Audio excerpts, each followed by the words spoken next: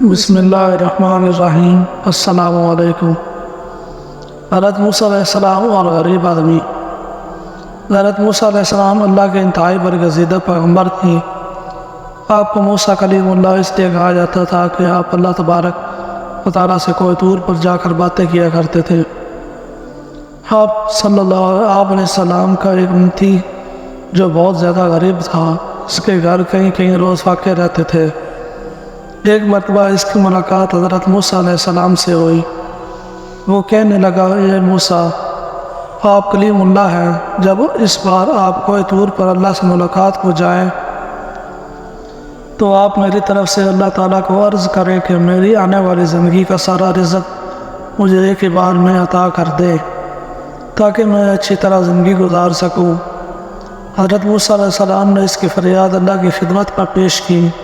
اللہ تعالیٰ نے اس کی فریاد قبول فرما دی اور اس کو چند بھیڑ بکریاں، گندم اور کچھ مزید چیزیں عطا کر دی۔ اس کے بعد حضرت موسیٰ علیہ السلام اپنے روزانہ کے کاموں میں لگ گئے۔ پھر کچھ عرصہ گزرنے کے بعد حضرت موسیٰ علیہ السلام کو وہ بندہ یاد آیا۔ آپ علیہ السلام نے سوچا کہ پتہ تو کروں کہ اس کا کیا بنا۔ جب اس کے گھر پہنچے تو آپ علیہ السلام نے دیکھا کہ اس نے عالیشان مکان بنایا ہوا تھا۔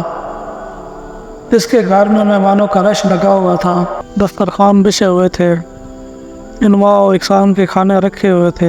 سب کھا پی کر الحمدللہ کہہ کر مزے اڑا رہے تھے۔ حضرت موسیٰ علیہ السلام یہ منظر دیکھ کر بہت حیران ہوئے کہ آخر یہ کیا ماجرا ہے۔ کچھ دنوں کے بعد کوئی طور پر اللہ سے ملاقات کی۔ اللہ پاک سے فرمایا، اے پروردگار، آپ نے اس بندے کو جو رزق دیا تھا وہ تو بہت کم تھا، لیکن آج اس بندے کے پاس کئی زیادہ نعمتیں ہیں۔ یا اللہ، مجھے یہ سمجھنے سے قاصر ہو، بے شک آپ خوب جانتے ہیں۔ اللہ تعالیٰ نے فرمایا، اے موسیٰ، بے شک وہ اس رزق کو اپنی ذات پر استعمال کرتا، اس کا رزق بس وہی ہوتا جو اس کو ہم نے دیا تھا۔ میرے اس بندے نے میرے ساتھ نفع کی تجارت کی ہے۔ موسیٰ علیہ السلام نے فرمایا، اے میرے پروردگار، یہ نفع کی تجارت کیا ہوتی ہے؟ رب العالمین فرماتے ہیں، میرے بندے نے مہمانوں کو کھانا کھلانا شروع کیا، میرے راستے میں خرچ کرنے کو اپنا فرض جانا، غریبوں مسکینوں کے لیے دسترخوان بچھائے، اور میرے جو دستور ہیں، جو میری راہ میں 1 روپیہ خرچ کرتا ہے میں اس کو 10 گنا زیادہ دیتا ہوں، کیونکہ مجھ سے تجارت میں اس کو نفع زیادہ ہو گیا، اس لیے اس کے پاس مول و دولت تحاشا ہو گیا۔